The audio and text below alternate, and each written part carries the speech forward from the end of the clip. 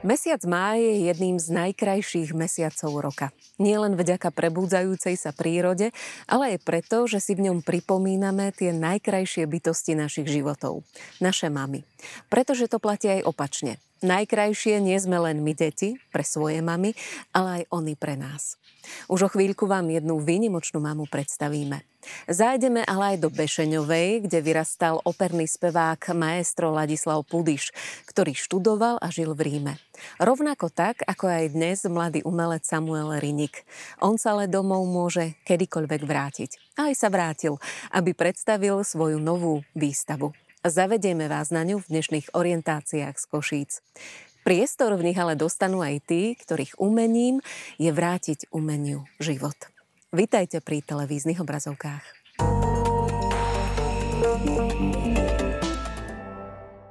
Keď sa mladý umelec Samuel Rinik vracia domov, tak prichádza do Michaloviec, kde aktuálne žijú jeho 5 súrodenci a rodičia.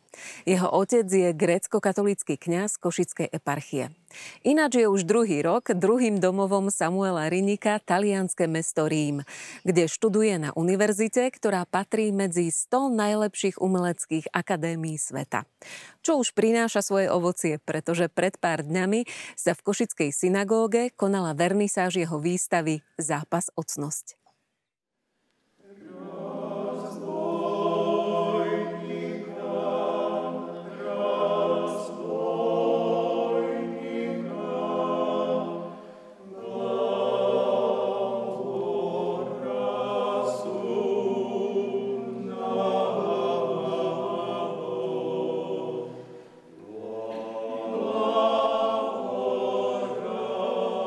Dlhú dobu som nevedel, čo je vlastne takou mojou tvorbou, čo je takým môjim médium, v ktorom sa môžem sám nájsť.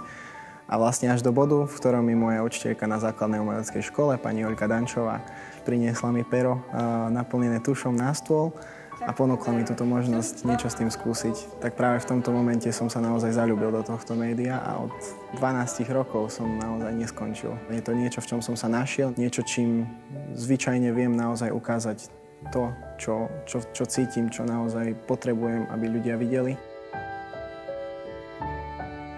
Každé jedno z týchto diel obsahuje akoby také spoločné elementy. Väčšinou ide o ľudské telo, alebo ako isté časti prírody, možno isté časti príbehov, mytológií, príbehov biblických, príbehov svetských. Pričom každé samostatné dielo celej tejto série tvorí akoby istú časť jedného celku, jedného veľkého príbehu toho, ako takého nášho duchovného boja, nášho zápasu proti neresti, zápasu o cnosť, zápasu akoby o svetlo, zápasu proti tme. Je to taký nielen jeho osobný duchovný boj o cnosti, ale ja tam vidím aj veľmi veľa zo seba, teda svoje vlastné osobné boje. Mňa osobne veľmi zasiahla jedna kresba, ktorá sa volá Pád. Je to vlastne človek, ktorý si svetožiaru alebo kúsok svetožiary odlomí a vezme do svojich rúk a tým stratí hlavu.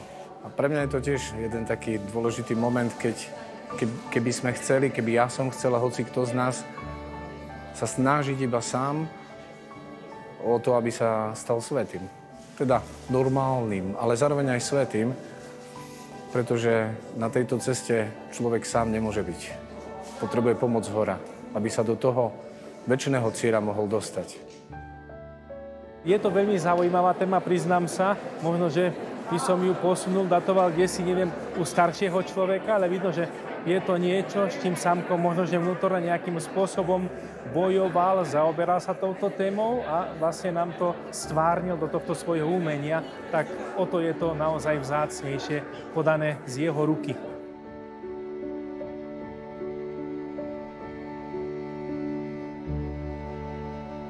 Každý z nás zvádza tento zápas o cnosť, no my ako veriaci to máme vďaka Bohu naozaj jednoduchšie, pretože nemusíme sa ťahať sami.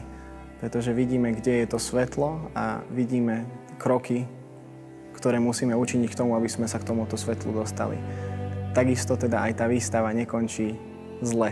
Hlavne pre tých, ktorí naozaj vedia, kde to svetlo je a vedia, ako sa toho svetla chytiť. To svetlo je pre nás veriacich Boh a preto pre nás tá výstava aj naozaj končí v tom svetle, v tej sláve.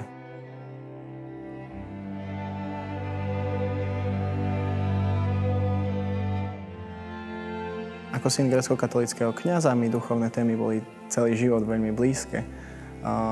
Boli to témy, nad ktorými som sa veľmi rád zamýšľal a naozaj som ich videl vo svojom živote, som ich takisto veľmi tak osobne prežíval. Takže veľmi prirodzene som sa tak v nich našiel aj v tomto umení. A takisto vlastne aj tak do budúcnosti by som sa veľmi chcel venovať tejto tvorbe sakrálneho umenia, možno takého toho teologického pohľadu na to umenie skrze krásu, estetiku.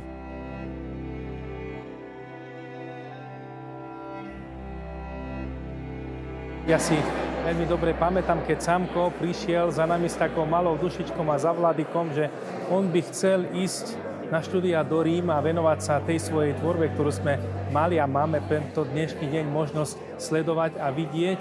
A veľmi sa teším, že sa mu v tom darí a že naozaj Samko napreduje. Je mladým talentom našej cirkvi a každý talent je veľkým darom od Boha. A veľmi sa teším, že Samko to aj tak vníma, ako naozaj Bohom obdarovaný a že chce touto svojou tvorbou aj odovzdať nejaké posolstvo, hlavne mladým ľuďom, čo ešte viacej možno, že umocňuje dôležitosť a takú aj našu obyčajnú radosť k tomu, že aj v našej cirkvi máme takýchto mladých ľudí, ktorých máme možnosť aj my nejakým spôsobom sa pričiniť o ich rozvoj.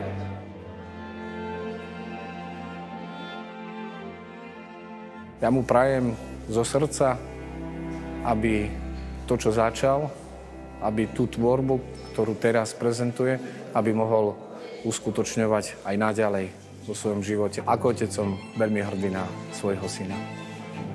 Ako syn grécko-katolického kňaza možno neviem povedať, ktorá farnosť, ktorá obec je môjim domovom, no viem povedať, že táto eparchia je môjim domovom. A týmto spôsobom by som sa chcel aj do budúcnosti naozaj venovať tomu, aby som nejakým spôsobom prispel, pomohol našej eparchii. Samuel Ryník, náš mladý umelec, patrí do kategórie tých, ktorí začínajú svoju tvorbu ako študent akadémie v Ríme. Je teda veľkou nádejou pre našu spoločnosť, pre našu cirkev a verím, že aj pre naše umenie. A toto jeho vyjadrenie hľadania cesty osobnej, umeleckej, ale aj duchovnej je najkrajším prejavom a najkrajšou aj odmenou, ktorú nám môže poskytnúť.